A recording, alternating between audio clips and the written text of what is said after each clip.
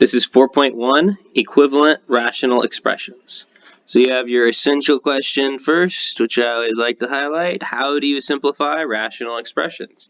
So a rational expression, obviously that's our first term because that is what we're talking about. A rational expression is an algebraic expression whose numerator and denominator are polynomials. So they're fractions. Numerator, denominator, right? Numerator is the top, denominator is the bottom. And the polynomials means we got variables within. So here's an example, right? X plus 2 on the top, x squared plus 5x plus 6. We got to think about how to simplify these things. So like a numerical fraction, a rational expression is undefined. That is an important term, okay? When the denominator is 0. Okay? The value or values that make a rational expression undefined are called an excluded value or values. There could be more than one. Okay? So we got to keep track of what things will make our original fraction undefined and simplify, if possible, like we always do with fractions, right? Remember that to simplify fractions, you can divide out common factors. That's interesting. That's a hint of what to do that appear in both the numerator and the denominator. You can do the same to simplify rational expressions. So start off with just a quick example, right? 4 and 6. We would break it down into its factors technically. This is what you probably, hopefully, learned initially. And anything that's common simplifies, and so I'm left with only the factors that are uncommon. So 2's simplify, and that's where we simplified to 2/3 there, right? So simplifying this, so we need to factor.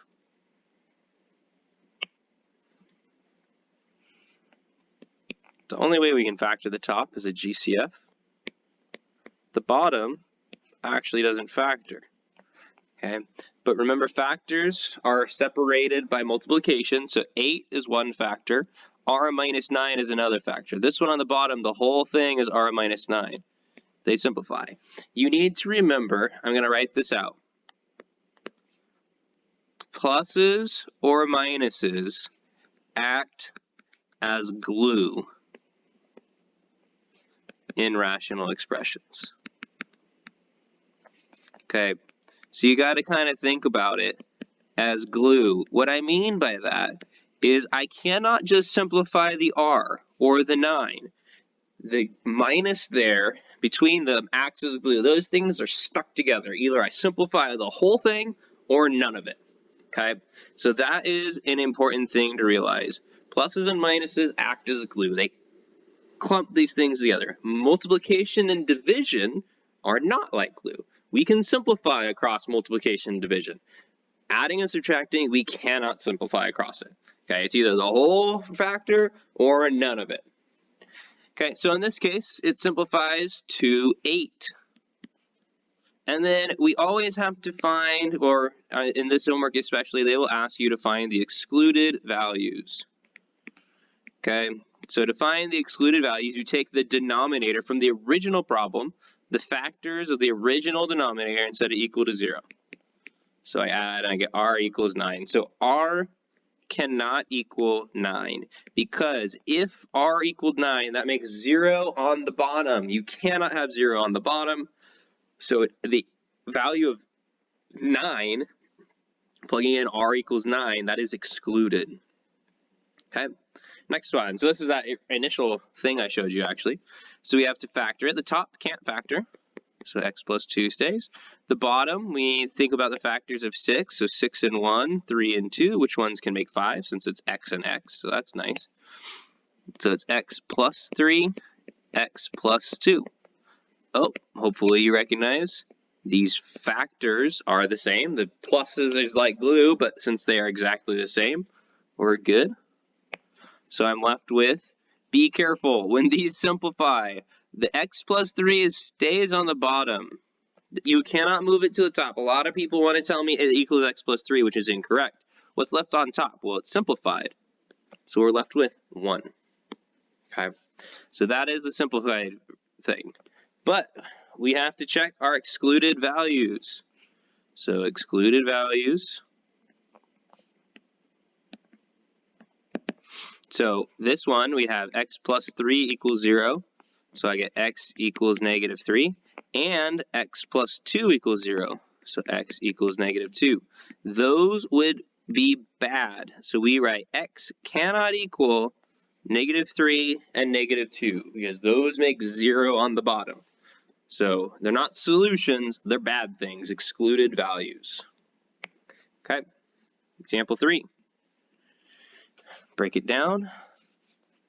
So 40 is k, it's negative 40, so it's k minus 5, k plus 8, and then we check. Negative 5k plus 8k is indeed positive 3k. That's good. K plus 8. And we simplify. Notice one thing. Most of this is going to simplify. That's kind of the whole point. So this k plus 8, that's how I picked out 8 and 5 right away. Because I kind of thought, well, I'm probably going to simplify this. So can 8 go into 40? Yeah, it does, 5 times. So let's try 8 and 5 first, because it kind of gives you little hints. This time, k minus 5 is on top, and the bottom simplified, so that means that's where the fraction goes away, right? There's something left on the bottom, and it got to stay on the bottom of the fraction. Anything on top is good. So my excluded values, again, I'm just going to write it out, because I just look at the bottom, k plus 8 in the original thing, all the factors, so k cannot equal negative 8, right? If I plugged in negative 8 for k, that would make 0 on the bottom. So there's my excluded values. Okay. Next one. I don't know why, but a lot of people will get thrown off by this. These should be the easiest ones. I mean, if you want to break it down into the factors, you can. 3x and x over 3 and x, but you don't have to. Most of you probably know how to simplify this, but if you don't, here you go. Break it down into its factors. I have an x left on top, a 3 left on the bottom. Simplify. Now we have excluded values. Don't forget that, even in the more simple looking things. Got to look at that. So 9x equals 0. Divide by 9. X equals 0, so that's my excluded value. X cannot equal 0 because that would make 0 on the bottom. So even with this, we have excluded values. One thing I want to write, this is black magic for some people, but it's an important skill. Okay, one thing you need to recognize is I didn't write it. A lot of people don't write it, but there is a coefficient in front of that x, right? 1x. So I could rewrite this as 1/3 x. That is the same thing as this, is the same thing as this. 1/3 x is the same as x divided by 3. Multiplying by that fraction is the same as dividing. That is a thing that you need to start recognizing here, because it starts throwing people off a lot later in this unit and in this class in general, when they cannot recognize that these two things are identical, are different ways of writing the exact same thing. So don't be thrown off by that. Okay, so the expression x minus 2 and 2 minus x are opposites. To simplify, notice this. We talked about this last unit. You can factor -1. Take out -1, it changes the signs, reorder with addition, and you get -1 x minus 2. Okay, so that's an important skill. We've talked about that. And so think about that as we go through this. Okay, so example 5. I have 6d and 1d, or 3d and 2d. This one is just 1 and 1. Okay, so I'm kind of thinking, since these are 1 and 1, which ones are really close together, because I need to make a positive 1d. So 3d and 2d is what I'm thinking. And I always check. So 3d, 2d. I want the bigger one to be positive, so I think this is +1, -1, because I got to multiply to -1. So -1, +1. So -2d plus 3d is indeed 1d. So that's good. Right here, notice, I want the d to be first. This one is not. This one is second. How do we reorder? We take out a negative factor. Okay, you can factor out first, but notice I have a GCF here. So instead of taking out just a 3, I'm going to take out a negative 3, and that will reorder them. It'll change the signs. The things that were negative become positive. So this one becomes positive 3D. This one becomes negative 1. And please don't forget, you always have 1 left, at least, with a GCF. This was 2 terms. Your parentheses better have 2 terms. If you drop a term, that's bad. So they simplify, and we have a negative 3 left on top, a 2D plus 1 left on bottom, and done. Excluded values, always think about the excluded values. So we take the factors on the bottom, all the factors. So we set 3D minus 1 equal to 0. So 3D equals 1, D equals 1/3.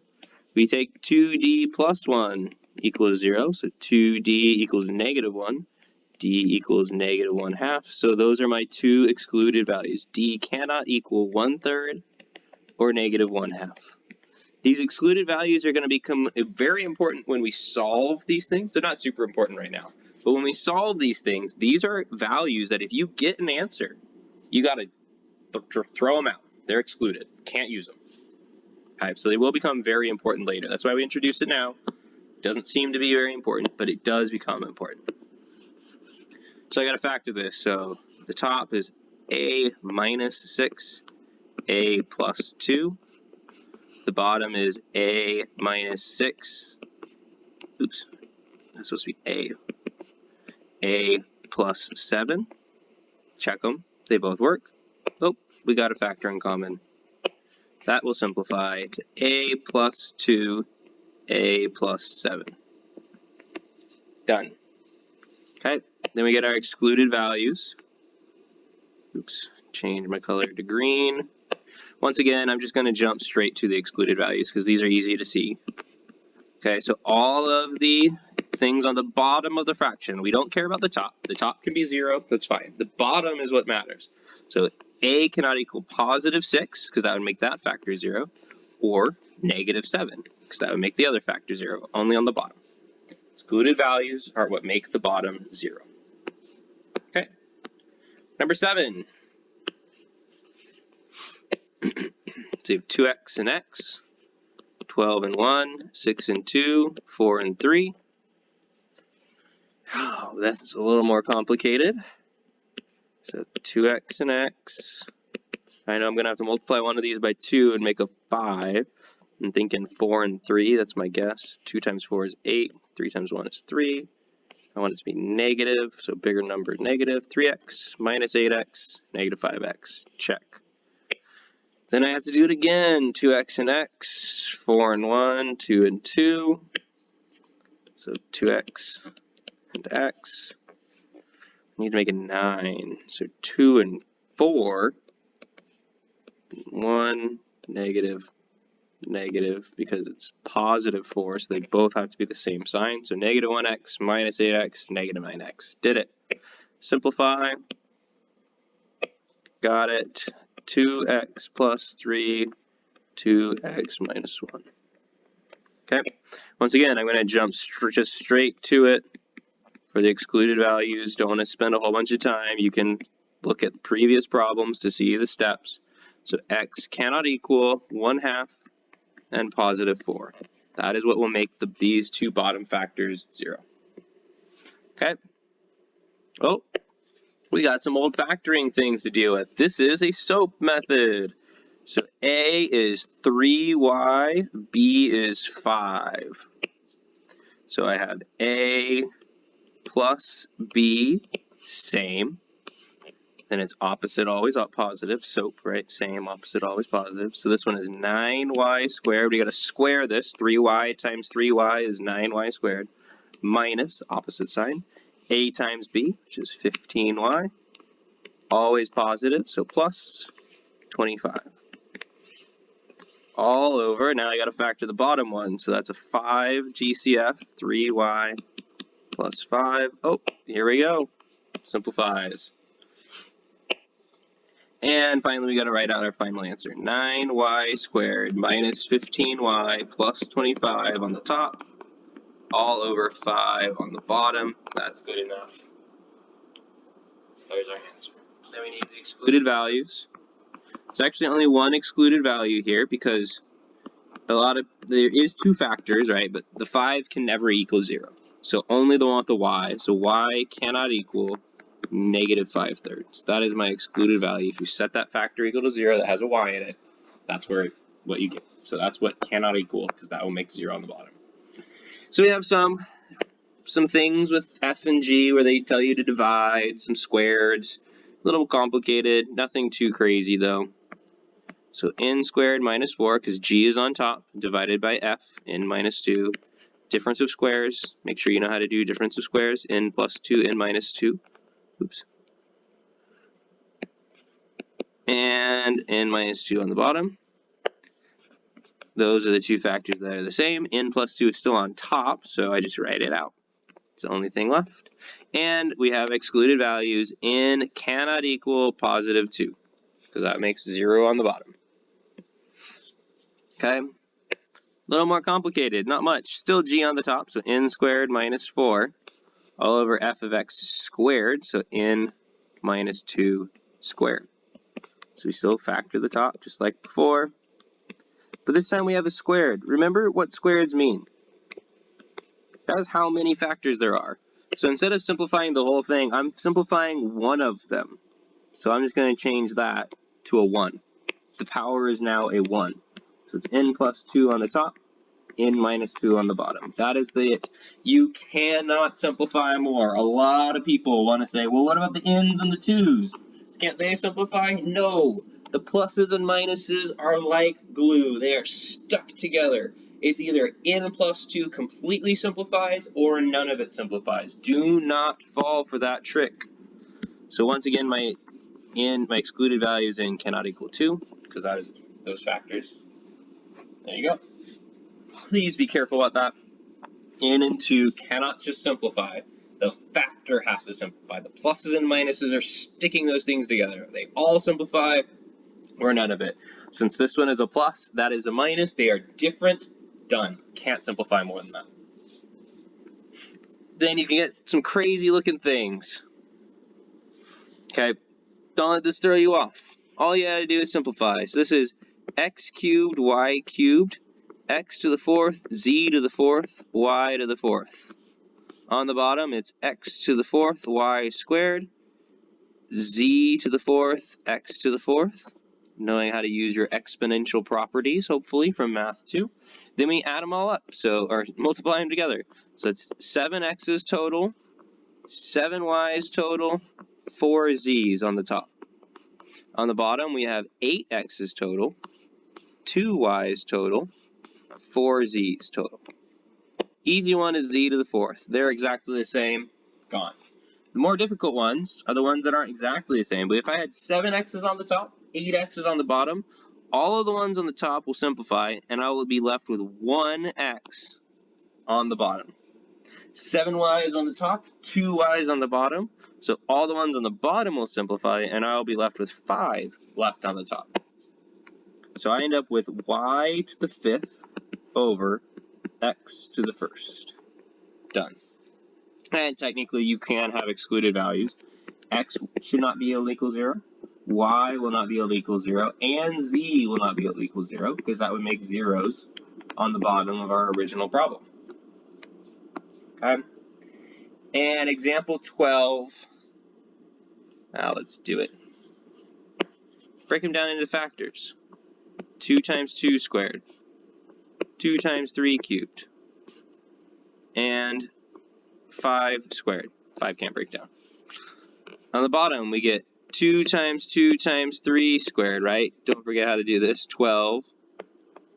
You break it down with a factor tree. It's 4 and 3. 4 can break down to 2 and 2. That's where I get 2, 2, 3 from. 15 is 3 times 5.